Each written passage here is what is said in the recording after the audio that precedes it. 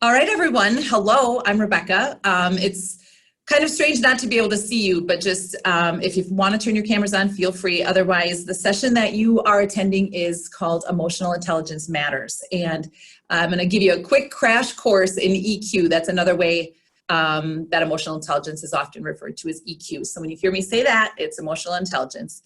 But there's a lot of content, a lot of science and research behind emotional intelligence, and I am going to do my best to give you this big package in 45 minutes. So if you have any questions about the content, anything feedback-wise, or you just want to reach out, my email is right here. I'll also have it up at the end of the session, and I'd welcome any questions or comments you might have if we don't have time to get to them in the session. So thank you for coming, and let's jump right into it.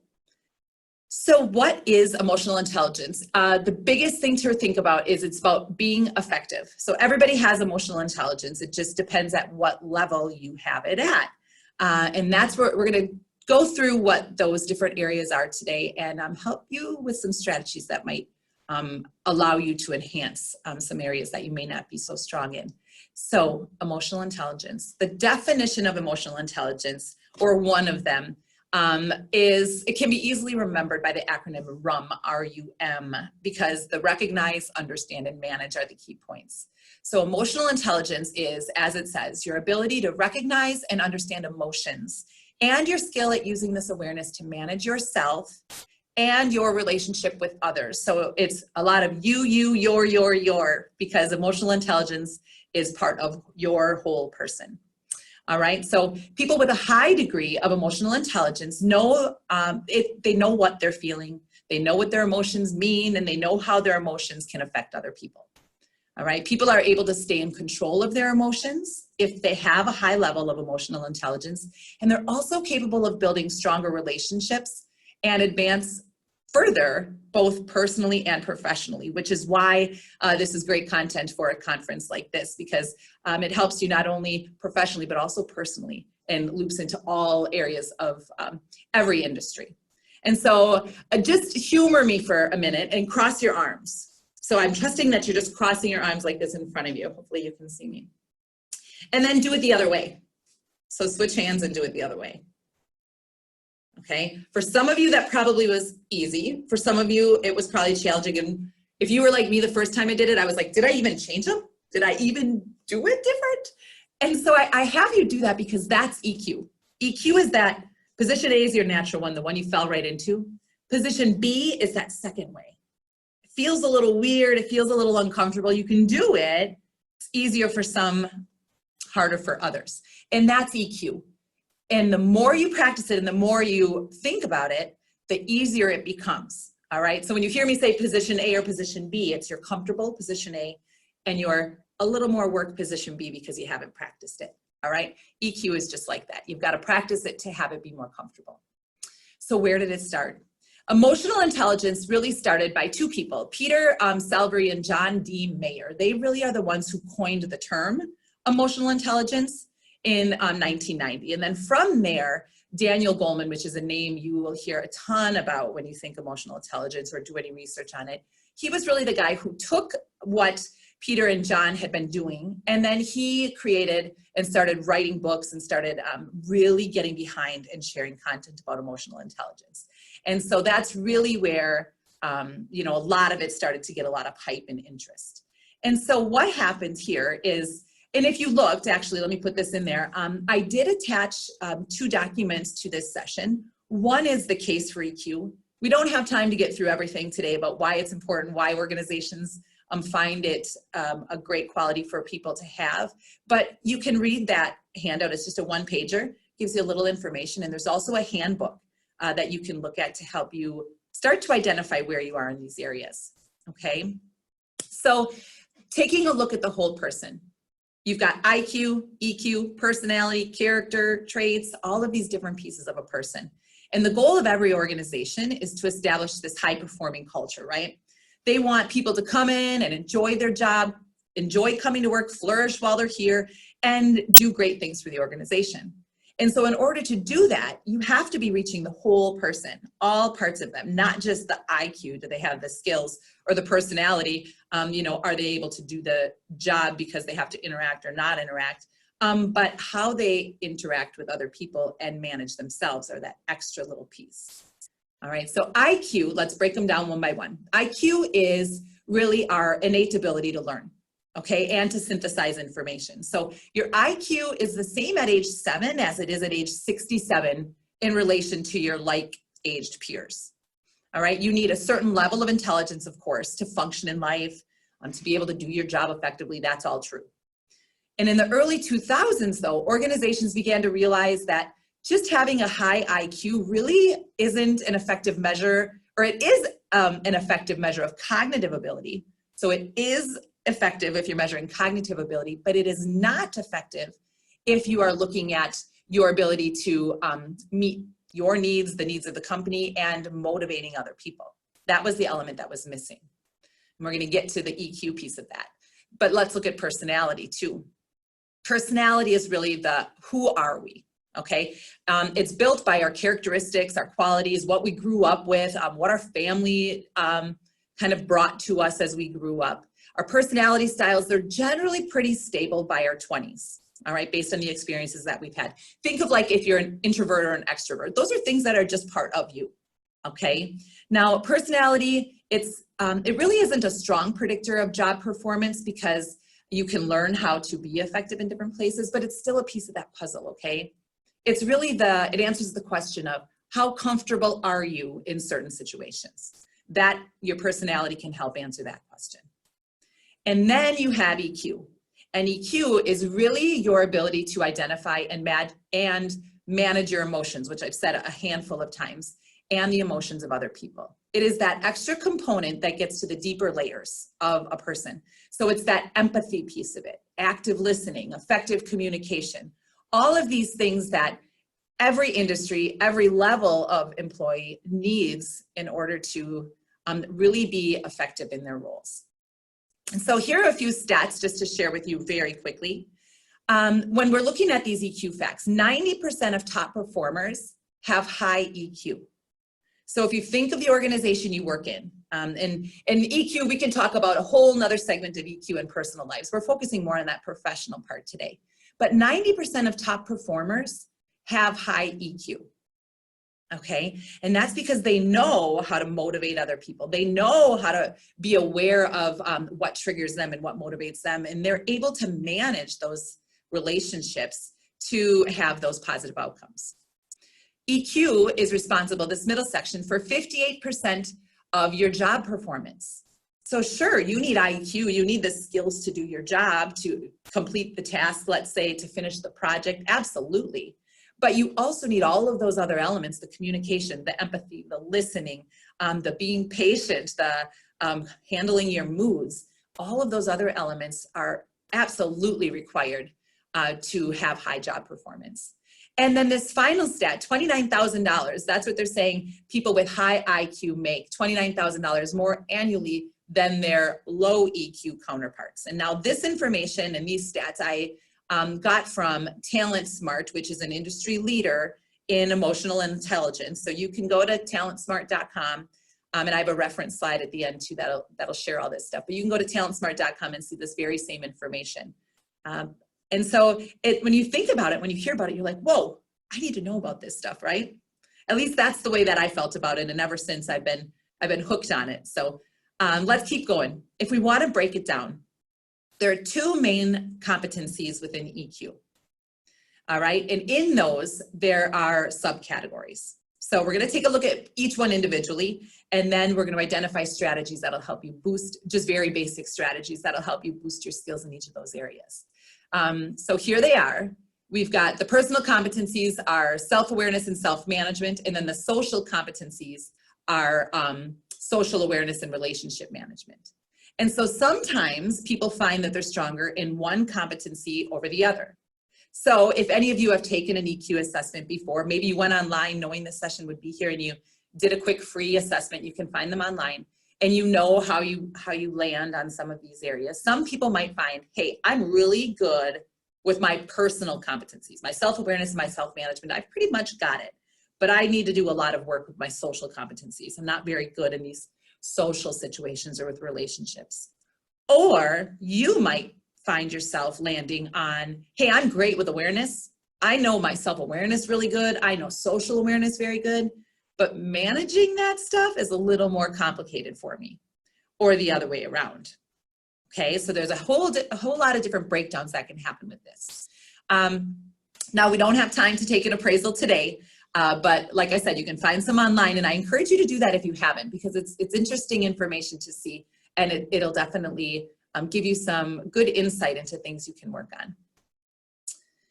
Now let's break them down. The first one in that personal competency is self-awareness. All right, so how are you feeling today? So everybody's gonna feel differently today, and I wasn't gonna do this, but let's just see if anybody wants to get a little creative and see if you can put in, if you wanna throw in that chat and just put what emotion are you feeling, and if you don't wanna do it, that's fine. But how are you feeling right now? Okay, and I'm guessing some people, and let me see if I can see if you're throwing some stuff in here, but some people are probably excited, happy, maybe you're confused or anxious or nervous or tired.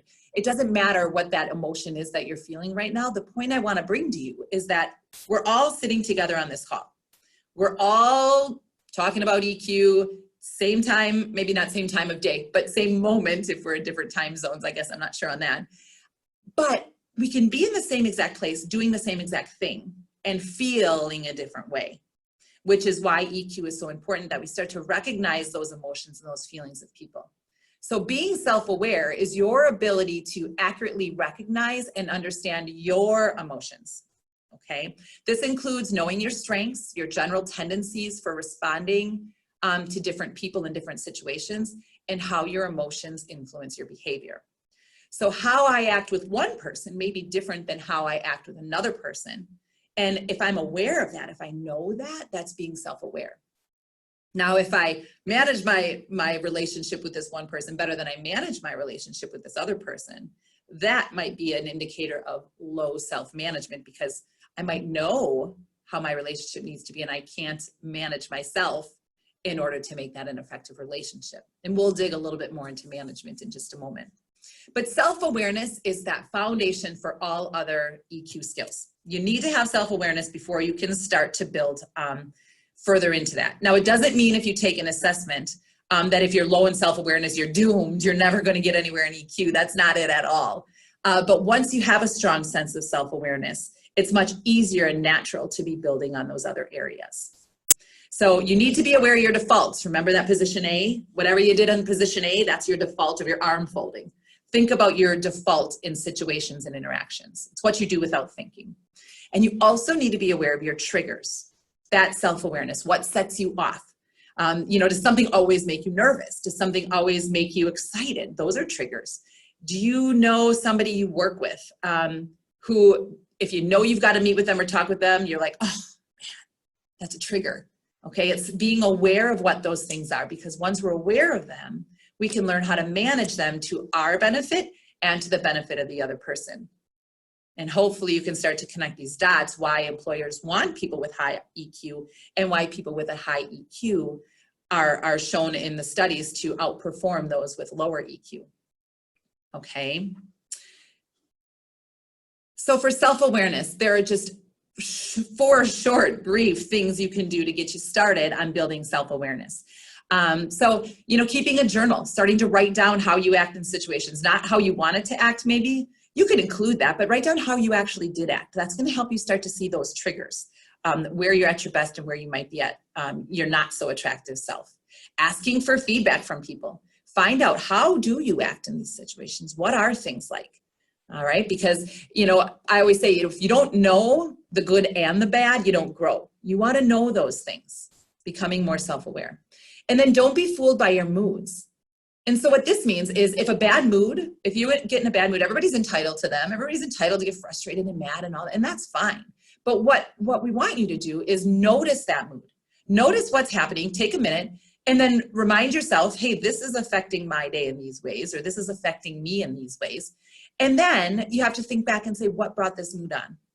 What happened that got me so frustrated? Why am I in such a bum mood? And then start to see how you can maybe adjust that and change that so it doesn't happen in the future, or that it happens differently for you in the future. So that's saying, don't be fooled by them. Have those moods, have those moments, but then look back and say, what made it be this way? And recognize what triggers your emotions. And those are all kind of looped in. We talked a little bit about what that means. What gets you excited, what gets you angry, what gets you upset, what makes you nervous. And the ones that don't make you feel good, work on, sometimes you can avoid them, and then sometimes you have to adapt to them, okay? Now, self-management is the second part of the personal competency. And for self-management, this is your ability to keep like a pulse on your emotions, all right? So when you know how you're feeling and what you're doing, then you can actively choose and manage what you say and do, all right? So this is the action part of things. You know, you can be aware and notice things, then what do you do because of them? And so those of you who know me, you may notice this about me already. You might be able to pick it out for me, but this is my low score when I take an EQ assessment. Self-management is my low score. I know what I should do and how I should act. And if you ask my husband, he'll probably tell you, yes, she needs to work on that. Because sometimes I know I shouldn't say that, I shouldn't say that, I shouldn't say that. I say it anyway. And then I'm like, you shouldn't be surprised because you knew that would happen. So for me, self-management is one of those areas that I'm always like, count to 10 first, take a deep breath first, then respond. And so knowing that self-management is a lower area for me allows me to work on this more to make me better with my relationships and my actions the next time around. So self-management is that proactive approach. It's proactive in dealing with your emotions instead of just reacting to them. And the goal here with self-management is that you're creating that positive outcome. All right, not just a positive outcome for yourself, but a positive outcome for the people that you're around.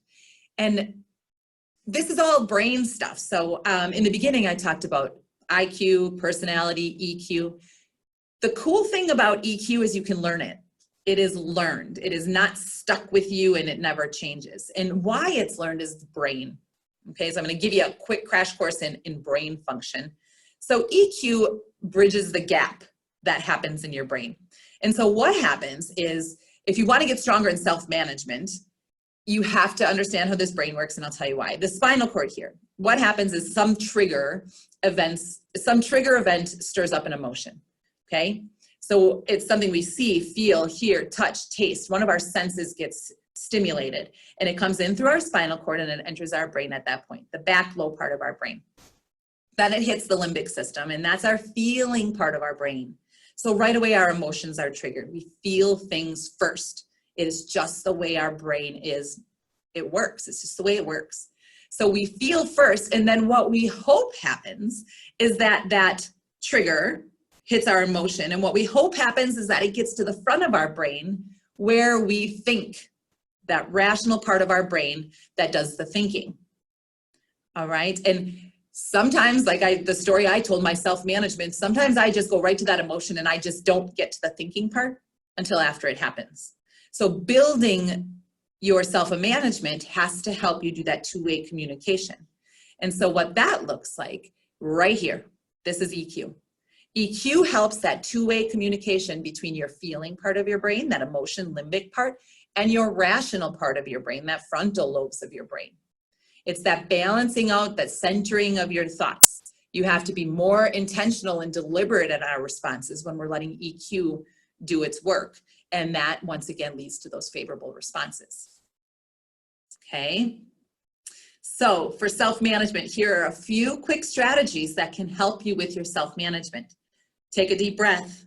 All right, before you say it, let that whole brain get that sensor. Let it not just stop at that limbic feeling part of it. Let it get to the rational. Control your self-talk. Self-talk is that, I gave the example where in my head I'm going, don't do that, it's not gonna be good, and I do it anyway. That self-talk can either lead you to a positive outcome or it can lead you to a negative outcome, all right? So you've gotta be thinking about that self-talk when you're thinking about what's gonna happen at the end. That's EQ in action, working on both parts of the brain. And the other thing here is that there's something called emotional hijacking. And an emotional hijacking is when you hit a crisis situation. And if you're in a crisis situation, then that stimulus happens, that event happens, and Sometimes you don't have time to think about it. You just act. Okay, and that is going to happen sometimes.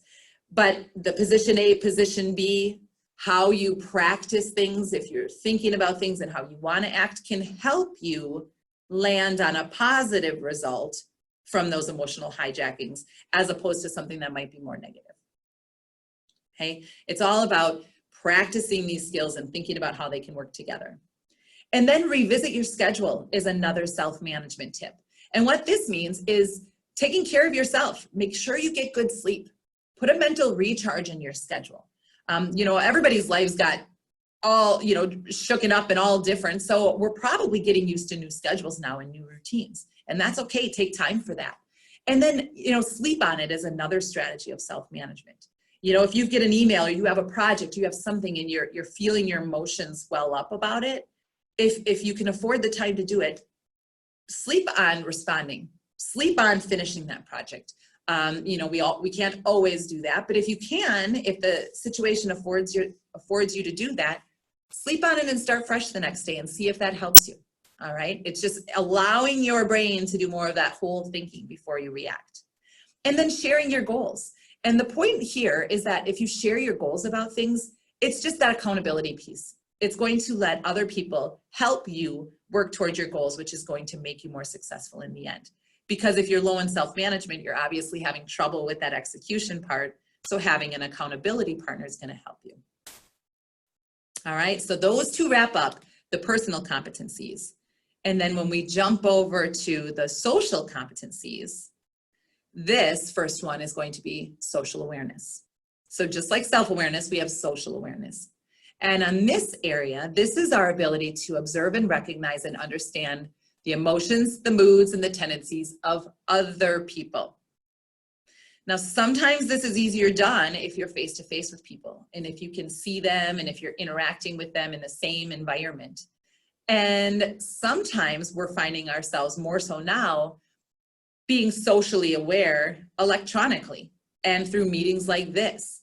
And so you can still be recognizing somebody's emotions and somebody's moods and tendencies, even online like this. It might be a little more challenging, but you can still do it if you start to really focus and pay attention to how other people are responding, acting, and thinking as you communicate and interact with them. If you see people, you know, yawning, shifting in their chair, looking around, distracted, you know, maybe you're understanding their emotions, you're understanding, and maybe not exactly what's triggering that. I should say that too. You might not know why they're yawning or why they're looking around or why so I'm not saying you're gonna fill in all those gaps, but you'll at least recognize that, hey, I might not have their attention. What can I do to make some changes or to make some shifts? You know, some of you work with customers. You might not be able to see all of these nonverbal cues if you're on the phone with somebody. And so this one can be a little more challenging to be social aware, but you have to be listening for tone of voice, for urgency on a call, for follow-up stuff that happens. Social awareness can also happen in an email, in writing. What does that email sound like? Okay, so social awareness can cover all different grounds. It doesn't just tie into when you're physically in the same space with someone. And this is necessary. Social awareness is really necessary to be able to control your reactions and others and to help manage those relationships.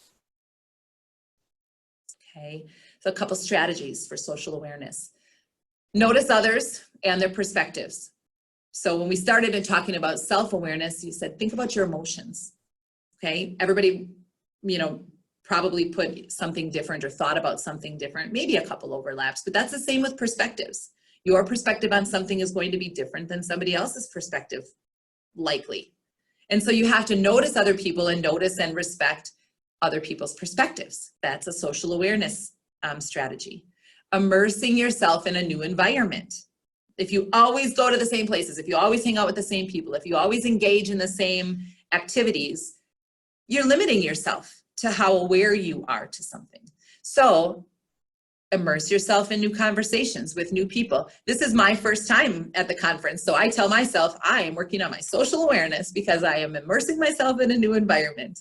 And so it's all those little things that start to add up to help you become more socially aware. And then listening to understand. Listening is a very hard skill. if you do it right, because listening to understand, you're not just listening to hear somebody talk, you're really trying to get that message and be able to process that message and then determine how you can either help, if it's a help conversation, provide advice, or just listen to be that ear. So listening to understand is a social awareness strategy. And then the other one I had out here was peel back the layers of yourself. Okay, so this is seeking that whole picture of what other people think of you. It's similar to that getting feedback, but it's really getting that bigger picture look of not only how you think of yourself, but how other people think of you, because that shows and highlights, how you are in social settings. And social, like I said, can be virtual. That's still a social setting. You have to get feedback from fans and critics if you really want to know how you are in some of these areas with your social awareness. All right, and then the final piece, the final competency here is relationship management. And when we think about relationship management, this is your ability to use all of those other elements we just talked about. It's your ability to use your self-awareness, self-management, and social awareness, because all of those together are what are going to create those deeper relationships at work and in your life, and not just create them, but sustain them over time.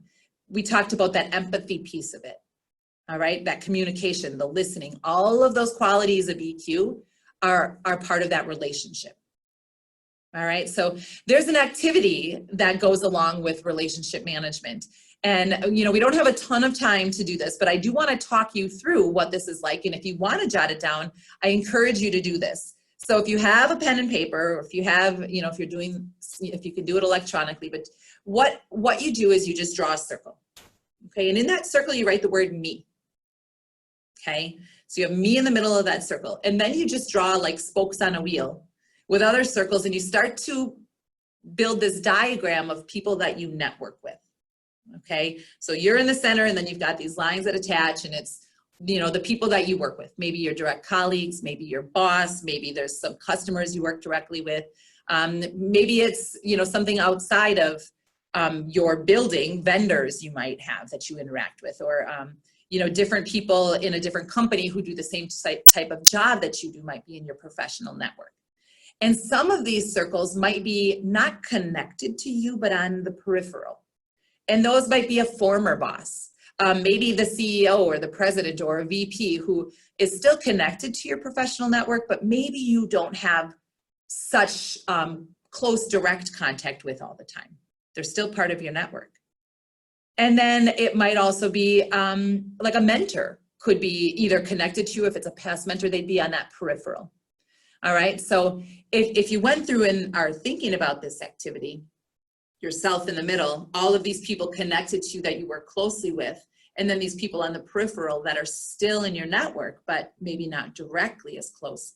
And then what you do to build relationship management is you pick one of those relationships and you start to say, how is this relationship? You start to analyze it a little bit. Is it a strong one? Is it a healthy one? Is it one that I've been neglecting and it needs some more work? And then you start to work on what is it going to take to build these relationships, okay? And what we call that is like a needs model. You think about what are my needs, what are their needs, and then what is needed for us to be successful. It's like that what's required piece of it. Okay, so relationship management is complex because there's so many different things involved. It's managing the emotions involved in an interaction. So it's managing yours and somebody else's so that you can connect more with other people and improve how they're responding to you. And because relationship management uses all these other ones kind of looped in together, it's the most advanced EQ skill area. So if you do take the assessment or an EQ appraisal and you end up high in relationship management, you have a solid foundation for one of the most advanced EQ skills. Now, it doesn't mean you're high in all the other areas. It just means that you know how to combine skills and strategies from those other areas to really focus in on building strong relationships. And so here are a few additional tips that can help you with relationship management, and it's building trust. Okay, obviously, if you're going to have a healthy relationship, you need to have trust there.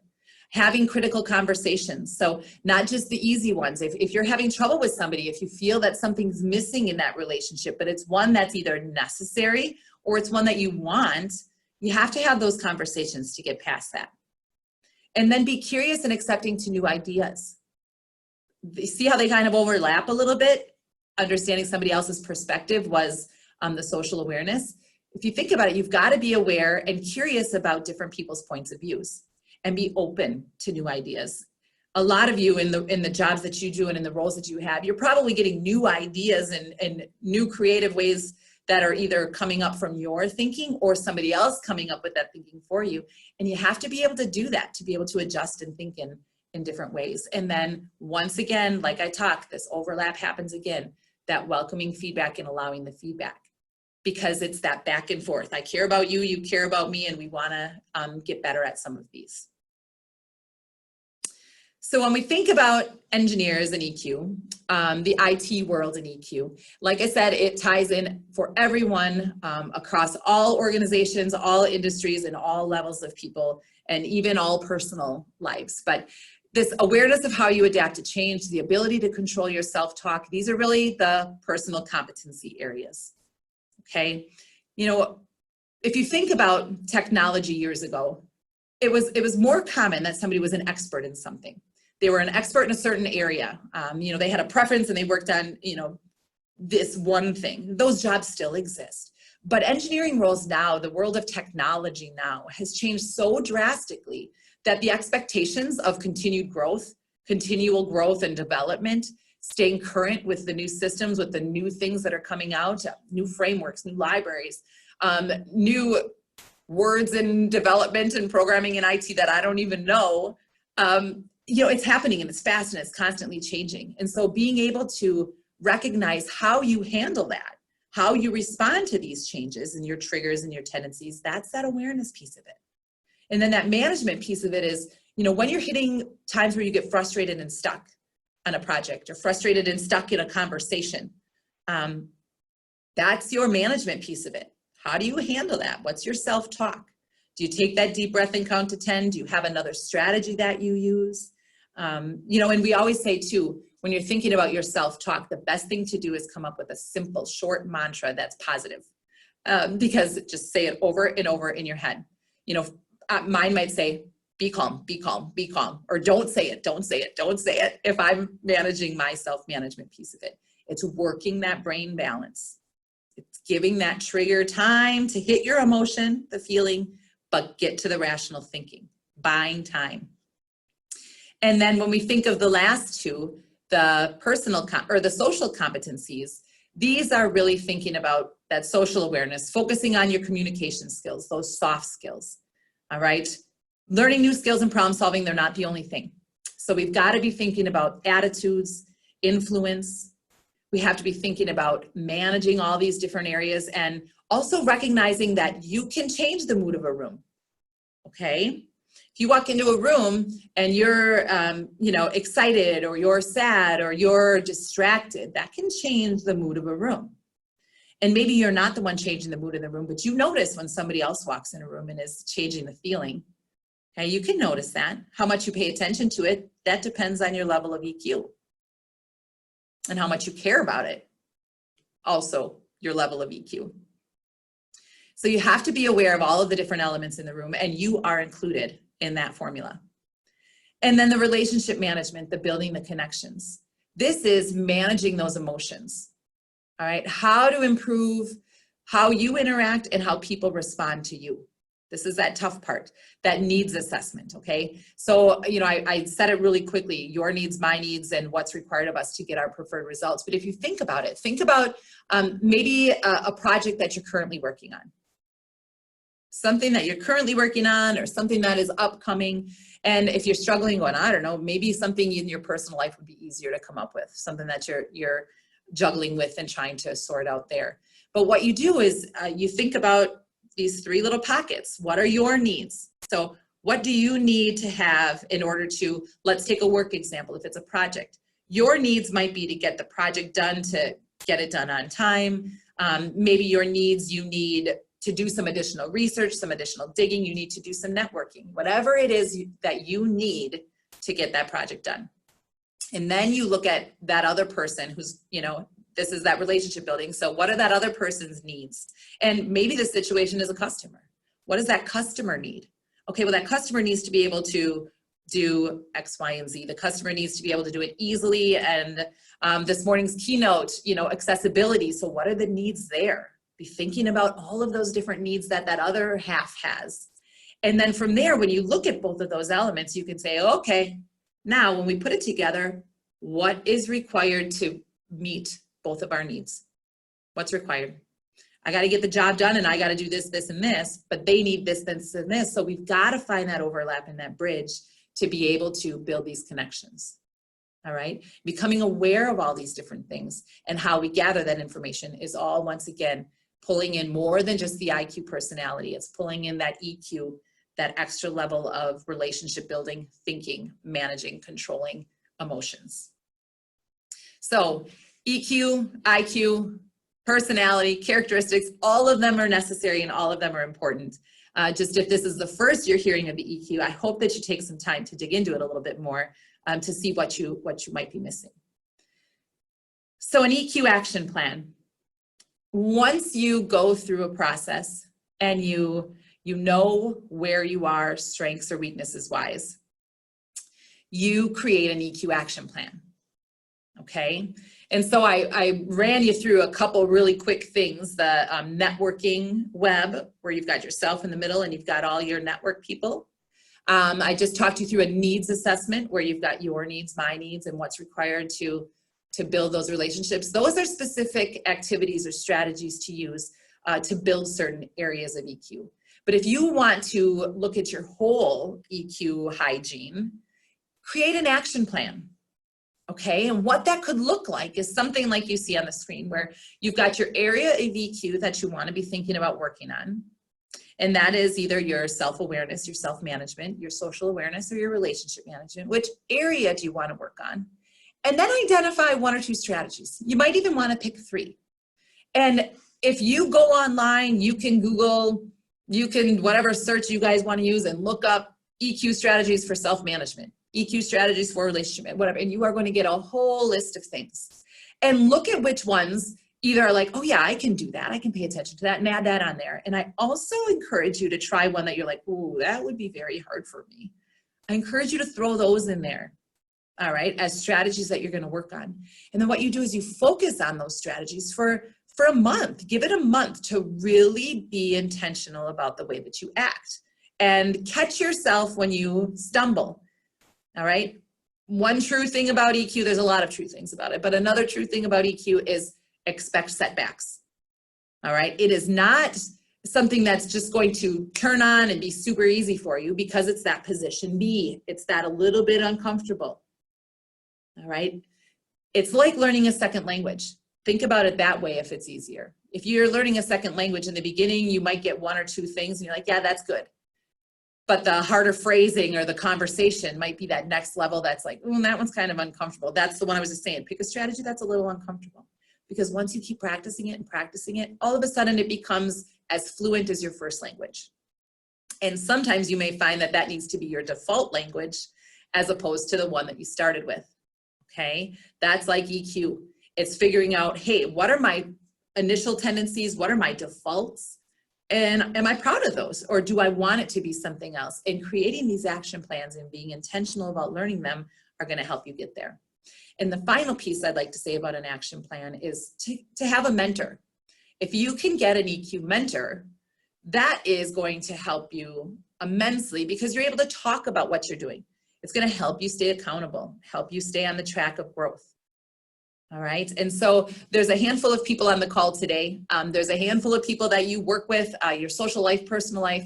Find somebody who's got an EQ strength in an area where your weakness is. And that would be a good person for your mentor. So if your area of EQ, I'll use my example, mine would be self-management. I would throw in my couple of strategies that I want to work on. And I've got a little cheat sheet here. So, you know, my self-management, I might look over and say, acknowledge the other person's feelings. It's something I want to work on. Align my intentions with my impact. Those are a couple other things I want to work on. So I would write those down. I would think about what they mean. I would plan, you know, okay, if this situation happens, what would I do? And then I'm going to find a mentor. And the mentor I'm going to find is somebody who is strong in social, or somebody who's strong in social management. I'm going to find that person because that person is going to help me when I start to struggle. Or I might say to them, what works for you? Okay. And so that's what I encourage you to do, is to go out, take an assessment, find out where you are, do some digging. And my email is here again. So feel free to email me if you have any questions or any comments on anything. EQ wise, I gave you a whole lot in a little bit of time. But what I want you to think about too is this final thought. And it's that IQ, it may get your foot in the door. Can you do the skills? Do you have the talent? But EQ is really going to determine how far you go. And I just love this because it's getting to that whole person. And I always say you deserve it. You deserve to know where your shortcomings are and where your strengths are, and build on those to help you with your relationships and your awareness.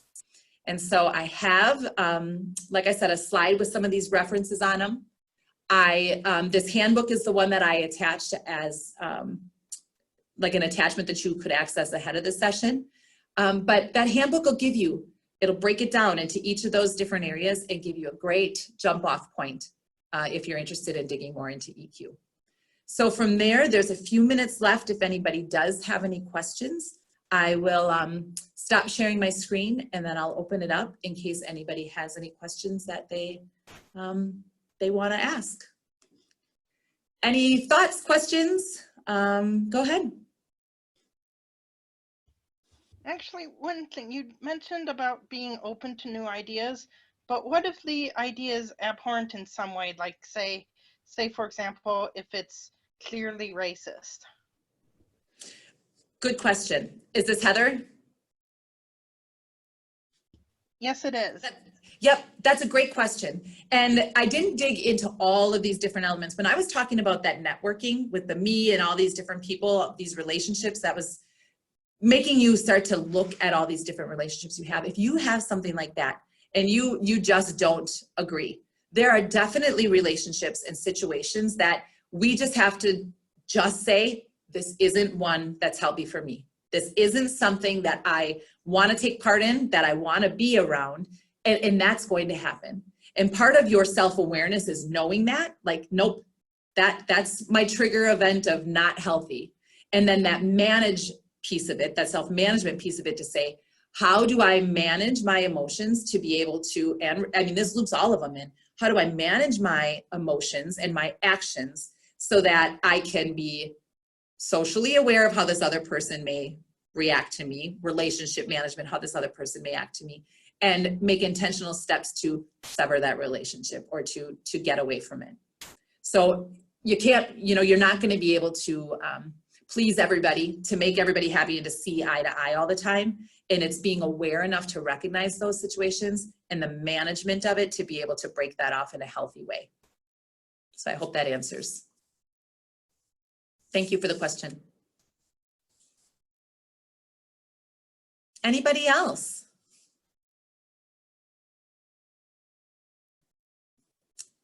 And if not, Megan told me that I can post the slide deck. So I will get her that information, get that posted out, so you'll have my contact information on there. A couple of additional links if you want to take a look at some of the articles, and then hopefully you grab that handbook and take a look at it and see what's next on your EQ journey. So thank you for your time and enjoy the rest of your conference.